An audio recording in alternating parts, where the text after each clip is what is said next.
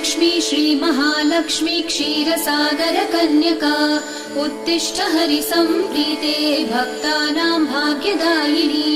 श्रीलक्ष्मी श्रीमहालक्ष्मी क्षीरसागर कन्यका उत्तिष्ठ हरिसम्प्रीते भक्तानां भाग्यदायिनी। उत्तिष्ठोत्तिष्ठ श्रीलक्ष्मी विष्णुवक्षस्थलालये उत्तिष्ठ करुणापूर्णे लोकानां शुभदायिनी। उत्तिष्ठोत्तिष्ठ श्रीलक्ष्मी विष्णुवक्षस्थलालये उत्तिष्ठ करुणापूर्णे लोकानां शुभदायिनी। श्रीपद्ममध्यवसिते वरपद्मनेत्रे श्रीपद्महस्तचिरपूजित पद्मपादे श्रीपद्मजातजननी शुभपद्मवक्त्रे श्रीलक्ष्मी भक्तवरदे तव सुप्रभातम्। श्रीपद्म